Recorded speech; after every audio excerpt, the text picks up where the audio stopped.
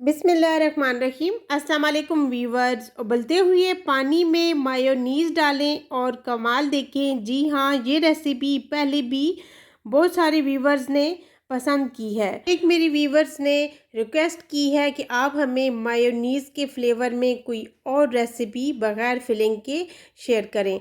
तो यहाँ पे जी आज बग़ैर फिलिंग के मैं आपके साथ रेसिपी शेयर करूँगी। इतनी टेस्टी, इतनी मज़ेदार होगी कि आप बार बार बनाने पे मजबूर हो जाएंगे।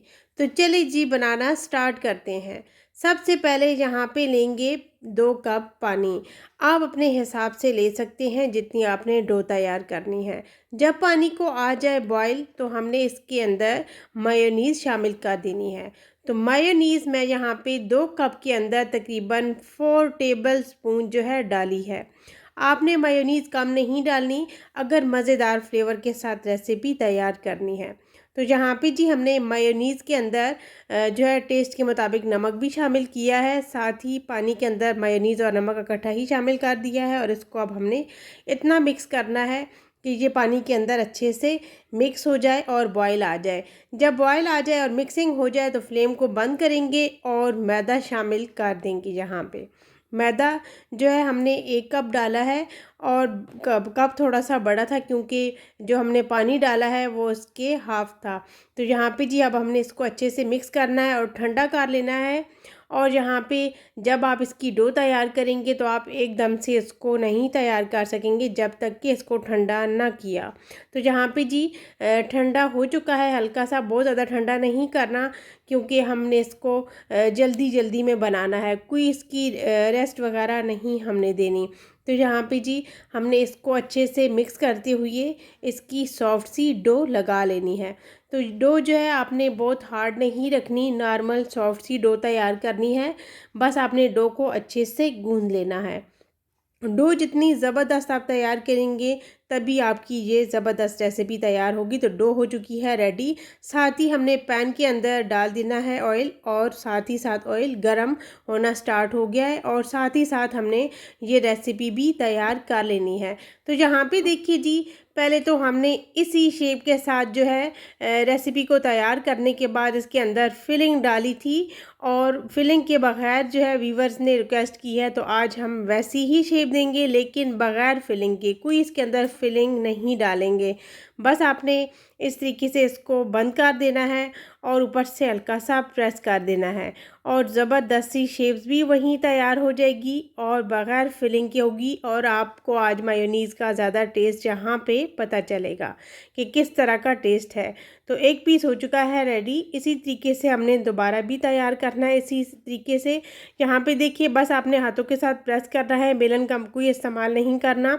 बहुत इसको आपने बारीक नहीं जो है प्रेस करते हुए इसकी शीट तैयार करनी है, बस हल्की सी थिकनेस होनी चाहिए और इस तरीके से आपने इसको कवर कर देना है।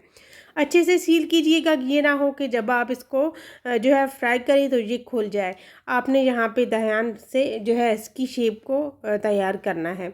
तो आप अपने हिसाब से कोई भी शेप तैयार कर सकते हैं, बस बड़ी सी रोटी बेलें एक ही बार और किसी ग्लास या मोल्ड कटर के साथ जो है इसको कट कर लें और यहाँ पे वो भी आप रेसिपी तैयार कर सकते हैं। बस जी हमने इसी शेप के साथ तैयार की है क्योंकि व्यूवर्स बहुत ज़्यादा जो है इसी शेप की रिक्वेस्ट कर रहे थे। तो ऑयल भी हो चुका है गरम और अब हमने 1 बाय 1 इसी तरीके से सारे पीसेस को डालते जाना है। यहाँ पे आपने ऑयल को फुल गरम करना है पहले।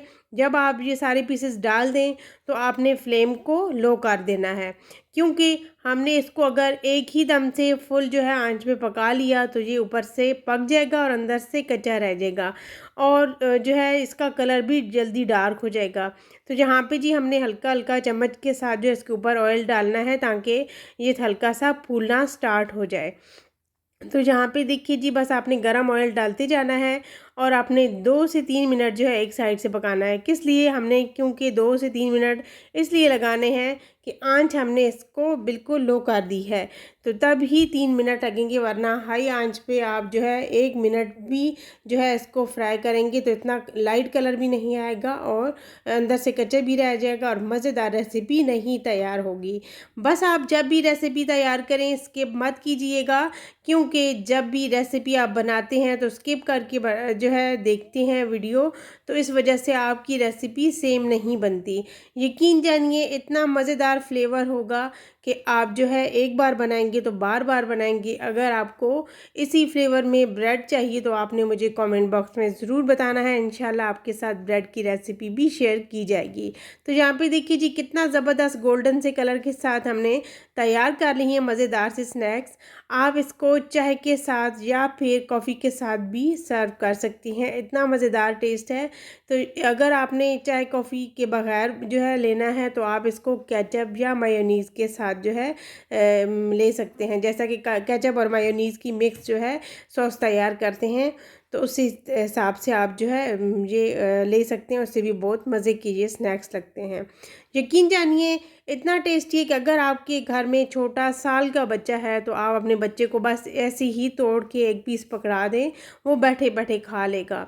इतना मज़ेदार उसको टेस्ट लगेगा, नरम भी है, ऊपर से क्रिस्पी भी है। और जहाँ पे आप इसकी जो है देख सकते हैं कि थोड़ा सा गर्म है, जिसकी वजह से मुझे तोड़ने में थोड़ा सा मुश्किल हो रहा है।